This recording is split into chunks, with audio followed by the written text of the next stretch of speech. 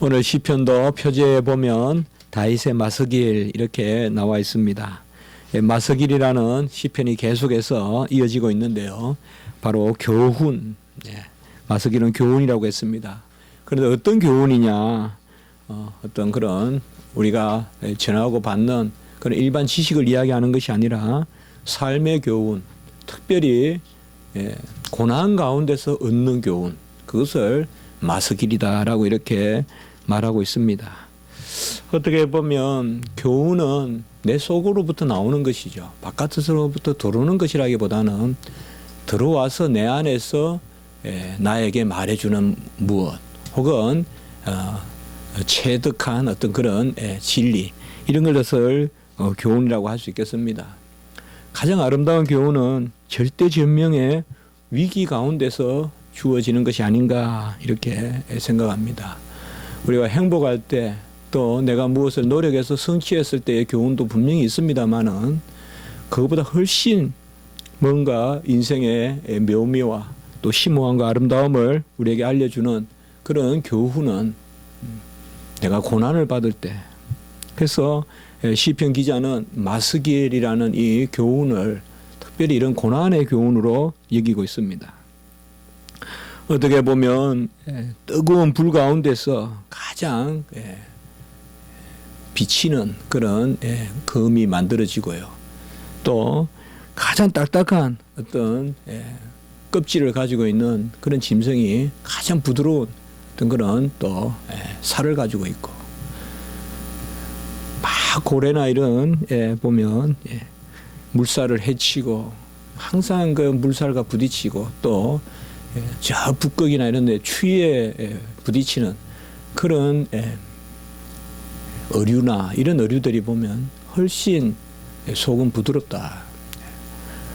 오히려 편안한 환경에서 별로 위험이 없이 살아가는 그런 것들은 겉모습은 어떻게 보면 오히려 아름답고 화려하지만은 열대 조류나 어류나 이런 것들이 훨씬 화려해 보이지만 속은 오히려 딱딱해서 모양은 아름다워도 전혀 그 속에 그런 부드러움이 없다. 껍질이 단단한 그런 어떻게 보면 추하기까지 한 가장 추한 어떤 그런 막 흙이 묻어 있고 막 보면 군더더기가 붙어 있는 그 가운데서 바로 옥이 나오죠. 그 안에 이제 옥이 있는데요. 어떻게 보면 삶은 이런 것이 아닌가라고 우리가 한번 생각해 봅니다. 절대적 삶의 진리는 어떻게 보면 결론적으로 우리가 기납적으로 본다고 해도 고난이 없이는 최소한 배우기는 하되 나로부터 얻어지는 교훈은 없지 않는가. 그러니까 내가 나로부터, 내가 나에게부터 얻는 교훈, 달리 말하면 살면서 배우는 삶의 교훈, 내가 살면서 배우는 삶의 교훈, 그러니까 내가 살아야지 배울 수 있는 교훈, 누가 가르쳐 주는 게 아니라 내가 살면서 배우는 삶의 교훈, 이것은 고난을 통하여서 주어지는 그런 교훈이 아닌가 이렇게 우리가 생각을 해봅니다. 하나님의 뜻은 우리의 지혜와 지식에 부요함까지 자라는, 그래서 머리이신 또 진리이신 그리스도께서까지 자라가는 것을 하나님이 우리에게 원하십니다. 그러므로 어떻게 보면 구원의 완성은 지식의 완성이라고도 할 수 있습니다. 우리가 영화롭게 된다는 것은 하나님을 마주보는 것인데, 하나님을 마주본다는 것은 하나님을 그렇게 인정하고 인식하는 것입니다. 그것은 내 자신이 하나님을 담을 인격적인 폭이 되는 것입니다. 물론 그것이 은혜죠. 어떤 우리가 가지고 있는 어떤 뇌라든지 정서, 감정, 어떤 그 지식, 이런 것으로 여호와가 어떻다, 이거는 우리가 성경에서 말하는 그런 영화로운 단계가 아닙니다. 영화로운 단계는 내 자신이 전인적으로 하나님을 품을 수 있는, 또 하나님이 은혜 가운데 우리 안에 들어오시는, 그것이 바로 교훈이라고 이렇게 여겨집니다. 그래서 특별히 오늘 여기 시편을 보면 어떻게 보면 상당히 난해합니다. 혹자는 이런 다윗을 놓고 히스테릭한 정신병자적인 그런 사고 아니냐, 아마 프로이트나 융이나 이런 사람이 시편 55편을 읽으면 그런 해석도 가능할 겁니다. 상당히 변덕스럽고 뭔가 논지를 잡기 어렵고 막 어떨 때는 또 막 강구합니다 해놓고는 또 원수에게 혀를 잘라버리라 그러고 그리고 또 하나님은 또 나를 지키시는 분이라 그러고 막 왔다 하는 마음 뭐 도무지 종잡을 수 없는 그런 어떤 막 그 엎조림 그런 것이 느껴지기도 합니다. 그러나 어떻게 보면 우리가 일차적으로 오늘 이 시편은 이제 상당히 다급한 상황 정말 다급해서 정말 내가 내 정서를 정리하는 것이 아니라 하나님이 내 정서를 정리해 달라고 그냥 정서도 던져버리는 막 그냥 몸부림치다가 소리 지르다가 지금 그런 상황이에요 이게. 하나님이 정리해 달라는 거예요. 하나님이. 나는 내 정서조차도 지금 정리할 내 감정조차도 정리할 수 없는 그런 지금 상황이니 하나님이 정리해 달라. 전부 다 던지는 거예요 정말. 감정의 주체, 정서의 주체가 내가 아니다. 하나님이 이렇게 책임져 달라. 하나님이 맡아 달라. 어떤 그런 것을 우리가 볼 수가 있습니다.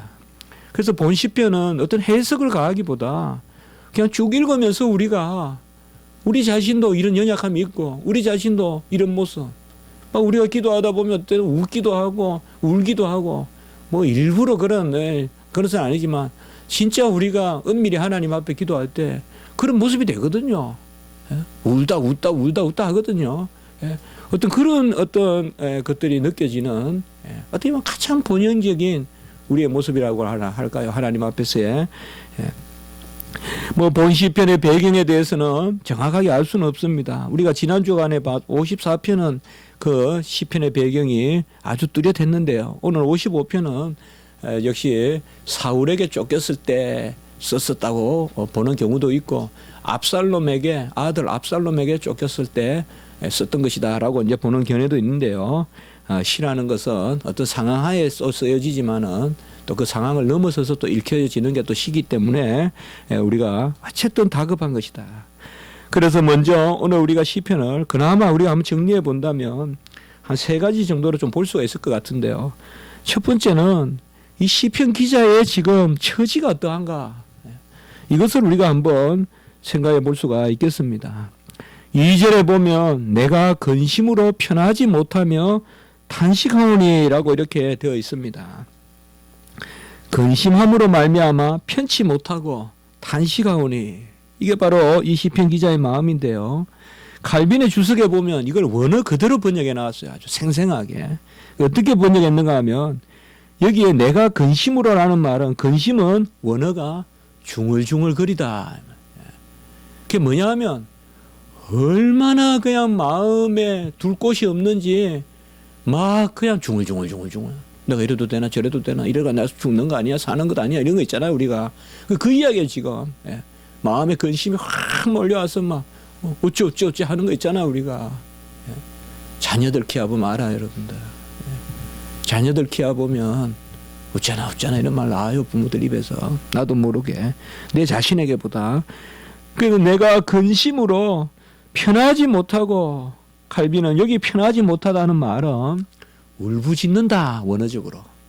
그래서 중얼거리면서 울부짖고 그리고 탄식하오니 특별히 2절의 탄식하오니의 번역이 아주 생생한데요. 이것을 원어에서는 뭔가 하면 소란을 피우다 이렇게 되어 있습니다. 그래서 2절을 보면 아까 제가 좀 이야기했죠. 마치 그냥 이건 뭐 정신 나간 사람 같은 모습이에요 이게. 근심으로 이 말은 중얼거리면서 평하지 못하고는 그야말로 막 울부짖고 막 중얼거리면서 울부짖고 소란을 피운다 이 말이에요. 막 소리도 질러보고 뒹굴기도 하고 그런 모습이 바로 이 시편의 기자의 지금 모습이다. 왜냐 3절에 보면 원수의 소리와 악인의 압제 때문이다. 어떤 장사를 해다 망해서 그게 자식을 키우다가 못 키워서 그것도 아니라 이유를 2가지 되는데요. 원수의 소리와 악인의 압제 때문에 그리고 3절 후반에 보면 제약을 내게 더하며 그래서 대체로 영적인 차원으로 이렇게 이 상황을 해석하고 있습니다. 원수의 소리라는 말은 뭔가 하면 나를 죽이려는 사람들의 웅성거리는 소리를 뜻합니다. 그러니까 칼을 가하는 소리예요, 원수들이. 그러니까 원수의 소리가 있는데 이 원수는 그야말로 병사로서의 원수일 수도 있지만은 이어지는 말씀에 보면 악인의 압제다. 그래서 칼빈의 시편에 항상 특징은 보면 현실적인 삶의 어떤 그런 갈등이라든지 그런 삶의 어떤 어려움 이런 것들을 영적으로 해석해 본다는 거죠. 그러니까 어떤 하나님 편에서 하나님을 의지하는 그런 백성으로서의 의인, 절대 내가 잘나서 의인이 아니라 하나님을 의지할 줄 아는 의인과 하나님을 멀리하는 악인과의 어떤 그런 갈등, 혹은 좀 심하게 생각하면 투쟁, 그런 것들을 항상 시편 기자는 이 삶 가운데서 일어나는 일을 그렇게 이제 해석해 가는 건데요. 예. 결국 그게 우리 인생의 장이라고 보는데 여기도 보면 바로 그런 것입니다.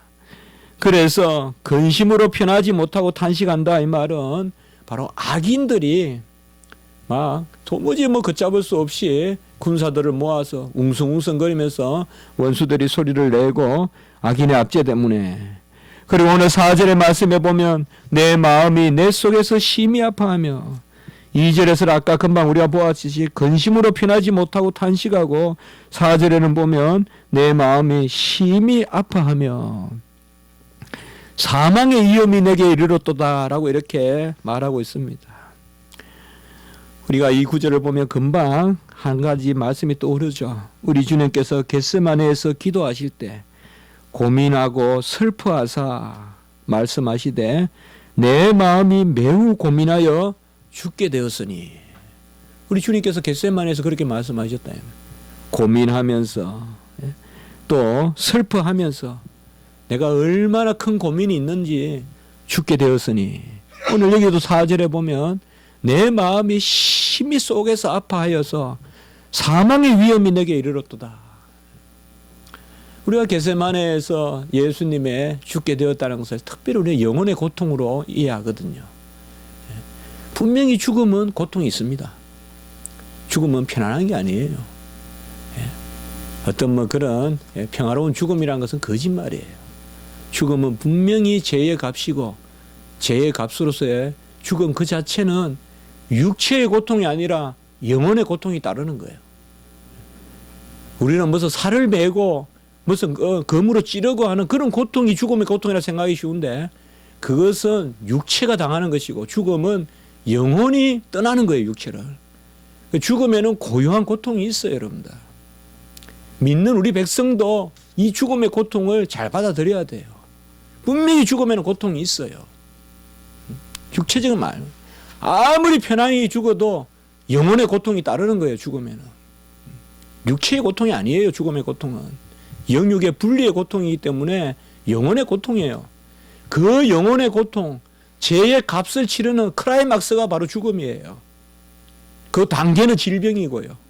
그래서 그 가운데서 예수님께서 십자가의 죽음을 우리의 죄를 대신 가져가시는 그 죄인의 죽음, 정말 여전한 죄인으로서 얼마나 그 죽음은 고통스러운 거예요. 여러분들, 내가 죄인으로서 내 존재가 소멸된다는 전혀 안식에 대한 또 영혼에 대한 그런 소망이 없는 죽음, 우리가 아무리 생각해도 얼마나 고통스러운 거예요. 여러분들. 철학자들은 그것을 다 가장하고 그걸 넘어서 있다고 하고 하지만은 진실은 그는 속이는 거거든요. 분명히 속이는 거거든요. 우리가 사르트르나 이런 책에 보면 그건 느껴지거든요. 애써서 무시하려고 할 뿐이지 그것을 어떤 이해한다거나 그건 아니거든요. 죽음을 넘어선다거나. 오늘 여기도 보면 바로 그겁니다. 내 마음이 내 속에서 심히 아파하며 사망의 위험이 내게 이르렀다.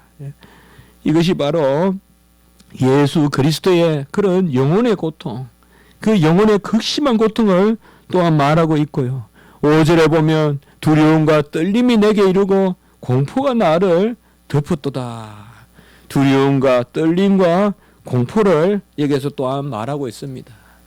지금 시편 기자가 누굽니까? 골리앗을 죽인 다윗입니다. 이 사람이 무슨 용맹이 없어서 마음의 담대함이 없어서 특별히 무슨 심령이 연약해서 아닙니다. 다윗은 충분히 강건한 사람이에요. 상당히 담대한 사람입니다. 그런데 여기 5절에 보면 두려움과 떨림이 내게 이르고 공포가 나를 덮었도다라고 이렇게 말하고 있습니다. 우리는 이 땅에서 두려움과 떨림과 공포가 없지 않습니다. 키엘케고르는 두 주제를 붙들어서 그의 철학을 전개하는데, 실존 철학을, 하나는 절망이라는 개념이고 하나는 공포라는 개념입니다. 전율, 공포와 전율, 또 절망, 이런 주제를 가지고 기독교인들의 실존적인 삶을 분석하려고 노력해 봤습니다.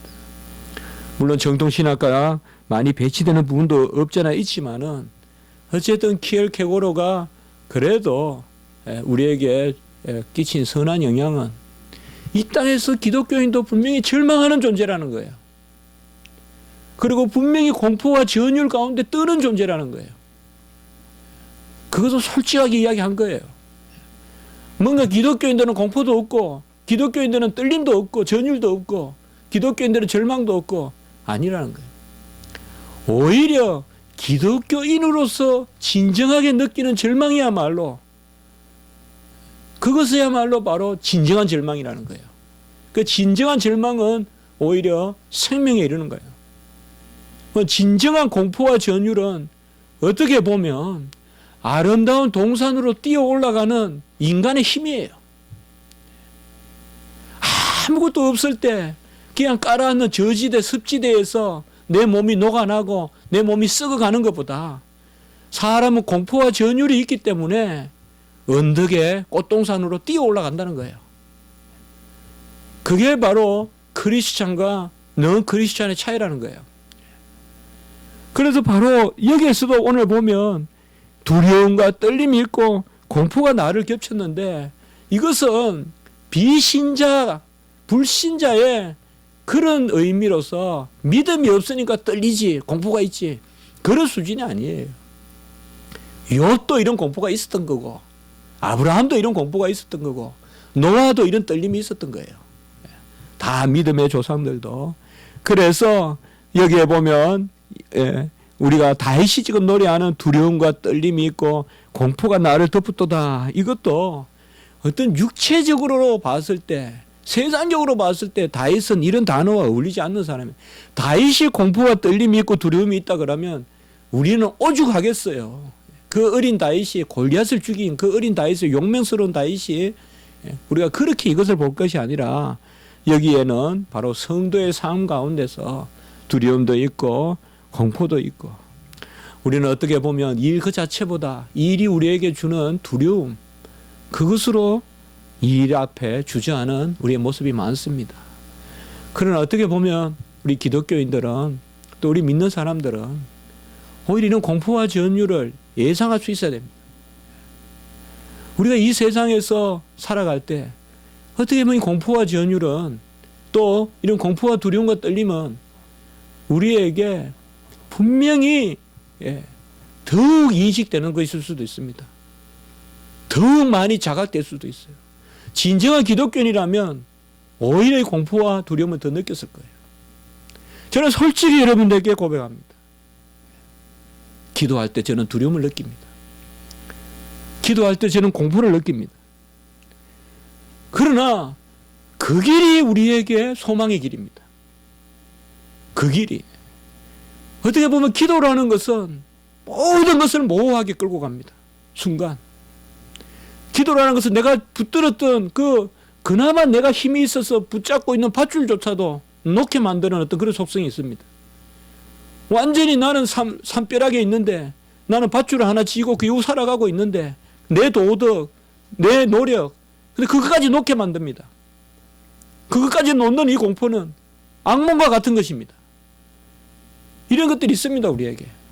그러나 그때 비로소 기독교인들의 소망이 시작됩니다. 그때 기독교인들의 소망이 시작됩니다.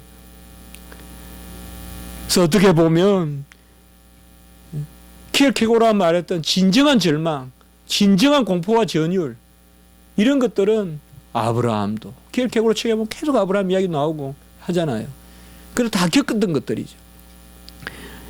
여기에서 우리가 보는 것은 바로 그런 것입니다. 그러니까 진정 지금 이 시편 기자가 처해 있는 처지는 안타까운 처지지만은 우리는 그것을 그저 액면 그대로만 분명한 실제 가운데 있었던 일이지만 시편 기자는 그것을 영적으로 또 우리의 구원의 어떤 과정으로서 이렇게 해석해 보는 것, 그것도 우리에게 유익하다는 것이죠.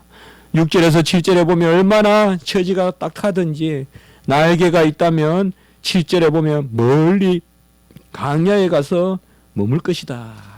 이렇게 이야기하고 있습니다.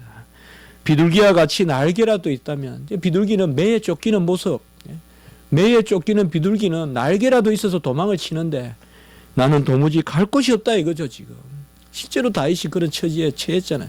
지난 주간에 우리가 봤던 십강야에서도 그렇고, 도무지 강야에서 어디에도 도망을 칩니까? 내가 날개가 있다면 강야에라도 머무를 것인데, 저는 이 구절이 참 아름답게 표현됐고 참 저한테는 이게 많이 와닿습니다. 광야가 뭡니까? 한전형 아무것도 없는 것입니다. 광야는 금식해야 되는 곳이요, 광야는 인생의 허영을 다 벗어버리고 생명 자체만 남아있는 것입니다. 광야에서는 꽃이 피느냐 아니냐 이게 중요한 게 아니라 살았느냐 죽었느냐가 중요한 겁니다. 어떻게 보면 이 시편 기자는 나에게 비둘기의 날개라도 있어서 광야로라도 가면 좋겠다, 사람만 있으면 좋겠다, 어떻게 보면 본연적인 본질적인 인생 자체를 바라보는 것입니다. 저는 이게 바로 고난의 마스길이라고 봅니다. 우리가 어려움을 당할 때 정말 인생 본질을 바라보게 된다는 거죠. 나의 외장과 어떤 형식과 이런 걸 다 벗어버리고 내 있는 모습 그대로 광야의 내 모습을 보는 거죠. 광야에 나를 봐줄 사람이 어디 있고, 광야의 음식이 어디 있고, 광야는 그저 내 자신이 존재밖에 없습니다. 실제로 제가 그런 광야에 갔을 때, 저번에 이스라엘 가고 했을 때 그런 것을 느꼈어요. 광야에 내가 서 있어 보면요, 다른 것들이 어색해 보여요. 어색해 보여요. 내가 들고 있는 가방도, 내가 입고 있는 옷도 어색해 보이더라고요. 그냥 광야에 문병호가 존재한다는 생각만 들어요. 이 광야에. 그래서 시편 기자는 지금 그런 거예요. 어떻게 보면 우리가 고난의 아주 끄트머리에 갔을 때 진짜 존재를 발견하는 거예요. 소유를 버리게 되고. 끝없이 찌들려 있는 이 소유의 삶, 뭘 가지느냐, 더 가지느냐, 더 얻느냐, 더 명예를 잇느냐, 어떤 포지션을 누리느냐, 알고 보면 딱 구름과 같이 지나갔던 것들인데 남는 것은 존재인데 말이에요. 내 자신이고. 소유는 영생의 그런 개념이 있을 수가 없잖아요. 소유는 다 흩어가고 떠나가는 거잖아요. 그래서 저는 여기 시편의 6절, 7절이 어떻게 보면 주석학자들은 가장 쉽게 지나가는 부분인데 저한테는 이게 가장 압권으로 이렇게 여겨지는 거예요. 날개라도 있다면 광야에 날아갈 텐데, 이 말은 정말 하나님 앞에 내 존재, 정말 그렇거든요, 여러분들. 제가 지난도 말씀드렸지만, 미국에서 영국 유학 갈 때 가방을 잃어버리니까, 돈가방이고 뭐 돈도 얼마 없었지만 잃어버리니까 애들이 귀한 게 보이더라고요. 애들이 귀한 게. 우리 애들 안 잃어버렸으니 얼마가, 이게 존재 아니겠어요? 소유를 잃어버리니까 오히려 존재의 귀함을 발견하겠더란 말이죠.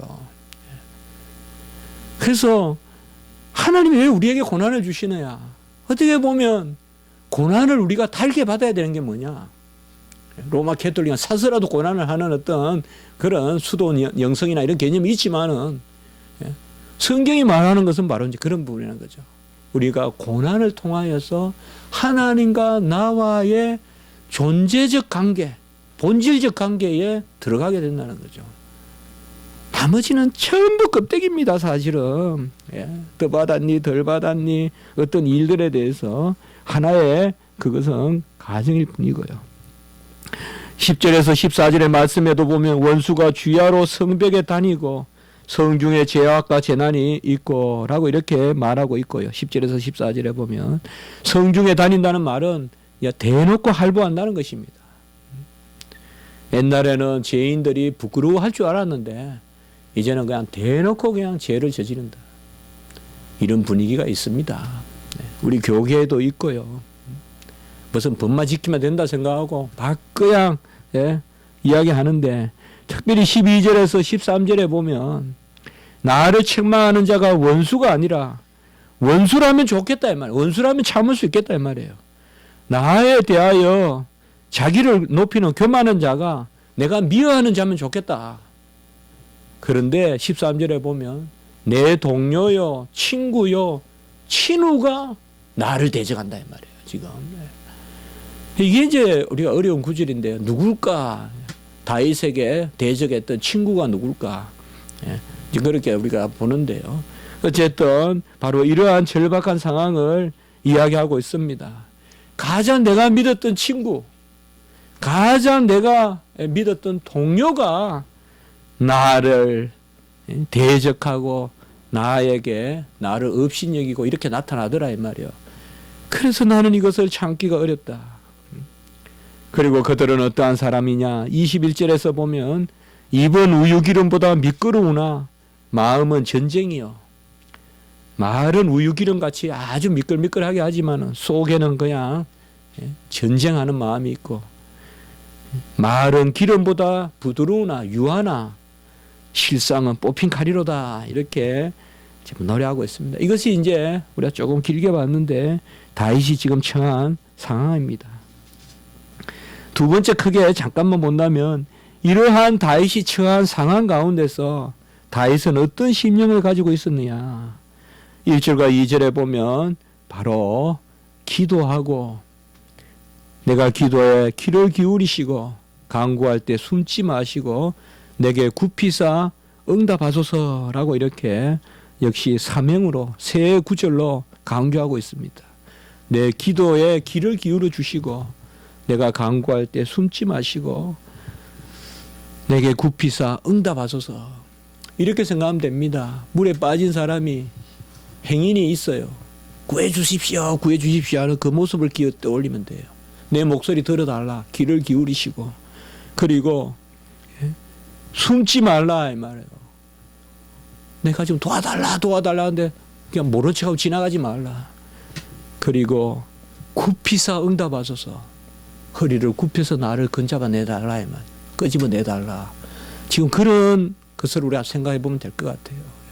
하나님이여, 내가 지금 물에 빠졌으니 못 본 채 지나가지 마시고 내 이 애치는 소리를 들어주시고 주여 허리를 굽히사 나를 끄집어내 주시옵소서.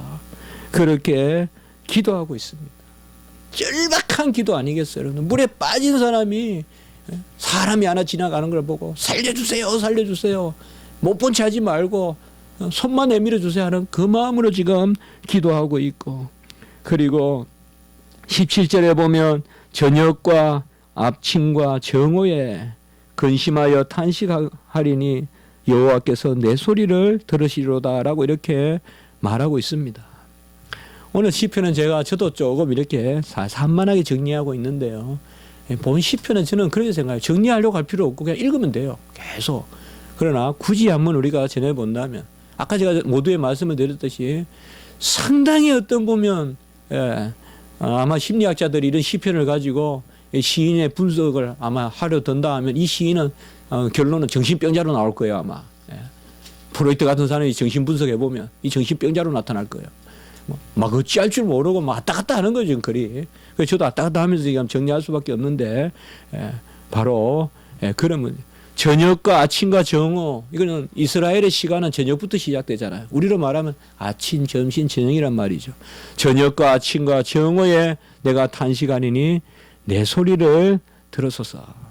저는 이 시편에 가장 뚜렷하게 대조되는 두 개념이 3절에 나오는 원수의 소리와 그리고 17절에 나오는 내 소리라고 생각해요. 원수의 소리와 내 소리. 원수의 소리는 나를 압제하고 나를 죽이려고 드는데 주여 내 소리를 들으소서. 그리고 8절에 보면 유일하신 피난처, 그 피난처에게로 내가 도망을 가고, 22절에 보면 내 짐을 여호와께 맡기라. 이런 것들은 굳이 우리가 해석해 본다면 수고하고 무거운 짐 진다더라 다 내게로 오라. 우리에게 유일한 피난처이신 예수 그리스도. 우리가 시편은 하나의 기독론적으로 좀 읽어야 될 필요가 있어요, 여러분들. 어떤 특정한 시편만 예수님을 많이 뜻한다. 뭐 2편, 22편이나 어떤 110편, 45편, 이런 46편 그런 것만 우리가 너무 생각할 게 아니라 시편은 군데군데 메시아 예언이 들어있어요. 시편은. 아까도 우리가 봤다시피 그의 영혼의 고통 있잖아요. 번민하여 내가 죽게 되었사오니. 그런 말씀들은 우리가 분명히 시편하고 인용을 해야 돼요. 연결시켜야 돼요. 여기도 또한 마찬가지입니다. 내 소리를 들으시고 내 생명을 구원하소서라고 이렇게 말하고 있습니다. 세 번째 크게 본다면 이제 첫 번째는 그가 얼마나 절대절명의 그런 위기에 처하여 있었는가. 그것을 우리가 좀 길게 살펴봤고, 두 번째는 그의 심령이 얼마나 여호와를 간구하고 있고 여호와께 짐을 맡기고 또 여호와께 피난처를 삼는, 여호와를 피난처로 삼는 그 모습을 볼 수가 있고요. 세 번째는 이제 사실상 이건 우리가 좀 깊이 생각해야 하는데 심판에 대한 인식이죠. 하나님 편에 거하는 본인은 지켜주실 것이요 악인 편에 있는 자들은 멸할 것이다. 우리가 시편에서 선인, 악인, 의인 또 죄인의 개념은 기본적으로 하나님께 의지하는 사람은 의인이고 하나님을 멀리하는 교만한 사람은 악인으로 등장합니다. 여호와가 없다 하는 사람 말이죠. 그래서 특별히 보면 그들의 혀를 잘라버리소서 19절에 보면 상당히 강한 표현이지만은 혀를 잘라버리소서 이 말은 뭔가 하면 바벨탑을 생각하면 되겠습니다. 온갖 세상의 소리들 있죠. 그런데 한 소리를 내죠. 그건 악인의 소리죠. 세상이 하나님의 일을 대적할 때는 상당히 일사불란해요, 여러분들. 바벨탑 쌓을 때 상당히 일사불란했어요. 예수님을 십자가에 죽일 때 상당히 일사불란했어요. 사두개인도 제사장도 서기관도 바리새인도 평소에는 그렇게 학파가 다르고 다투던 사람들이 예수님을 대적할 때는 하나로 대적해요. 그거야 잘 아셔야 돼요, 여러분들. 그들을 다시 흩어주소서. 바벨탑, 얼마나 바벨탑을 거기에 악인들이 여호와께 대적합니다. 그걸 흩어주소서. 그리고 15절에 보면 산채로 서울에 내려갈지어다 라고 이렇게 말하고 있습니다. 산채로 서울에 내려간다. 여기에 서울은 지하에 있는 이스라엘에서 말하는 우리가 구약에 보면 서울이다 이러면 이제 하계 어떤 지옥 개념인데요. 산채로 지옥에 내려가게 하소서. 이것은 역시 또 우리가 바로 고라, 뭐 다단, 또 아비람 이런 게 있죠. 레위 지파의 고라와 그 다음에 루벤 지파죠. 다단과 아비람, 또 온, 그리고 또 그를 따르던 250명 있었잖아요. 하나님의 건의에 도전하고 모세와 아론의 건의에 도전해서 고라와 그의 족속은 산채로 그냥 땅에 매몰되고 나머지 250명은 그들의 위선적인 향로불 그걸 사용해서 하나님이 불태워버리죠. 이런 기사가 우리가 있는데 오늘 말씀도 분명히 그것을 기억하면서 15절에 산채로 서울에 내려갈지어다 라고 했습니다. 이것을 우리가 너무 저주라고 생각하지 마시고 지금 쫓기는 다윗은 하나님의 심판이에요. 심판과 저주는 다릅니다. 하나님의 심판, 어떤 세속적인 저주, 그 사람이 잘못되길 바라는 어떤 그런 게 아니라, 그래서 오늘 시편을 우리가 기억하면서 우리의 삶도 이런 모습이 있다 이 말이죠. 끝없는 절망이 있고 또 끝없는 그런 공포도 있고 전율도 있습니다. 또 예기치 못한 그런 어려움도 우리 앞에 놓여 있습니다. 그 최후의 두려움은 죽음일 수도 있어요. 내가 이러다 죽지 않을까 하는 그런 두려움도 있을 수 있고요.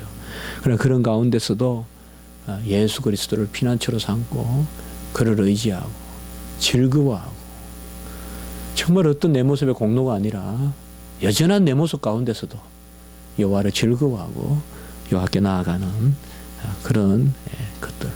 어떤 경우도 마지막 23절 같이 한번 합시다. 나는 주를 의지하리이다. 여러 말 하지 말고 나는 주를 의지하리이다.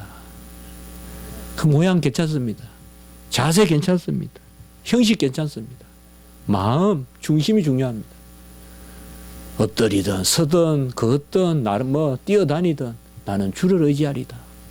나는 주만 의지하리다. 그런 마음이 있으면 어떤 어려운 가운데서도 하나님 우리를 지키실 줄 믿습니다. 한 기도 드리겠습니다. 거룩하고 자비로우신 하나님 아버지, 인생에 여러 환난과 고난이 있지만 오히려 하나님 아버지, 우리에게 공포와 전율이 있을 때 우리는 그저 섭지의 저지대에 누워 썩지 아니하고 오히려 쫓기면서 그런 아름다운 동산으로 또 하나님이 예비하신 땅으로 우리가 들어갈 줄 믿고, 간혹 우리의 삶에 절망이 있을지라도 여호와 안에서의 절망은 오히려 우리의 소망이 되므로 우리가 그 가운데서 능히 하나님의 뜻을 헤아릴 줄 믿습니다. 시시각각으로 육체적으로 또 환경적으로 또 아버지여 우리의 연약함으로 틈타는 그런 우리의 약한 모습들, 또 우리의 절박한 모습들 여호와여 헤아려 주옵시고, 그냥 지나치지 마시고 귀를 기울여 들어주시고 숨지 마시고 우리에게 허리를 굽히셔서 우리에게 응답하시고 건져주시는 여호와의 은혜가 있게 해 주시옵소서. 우리 모두를 불쌍히 여겨주시되 그 가운데 기쁨을 누리는 저희들이 되게 해주시고, 나는 주를 의지하리이다. 어떤 일이 있더라도 이 믿음 가지고 나아가는 저희들 되게 해 주시옵소서. 예수님의 이름으로 기도드리옵나이다. 아멘.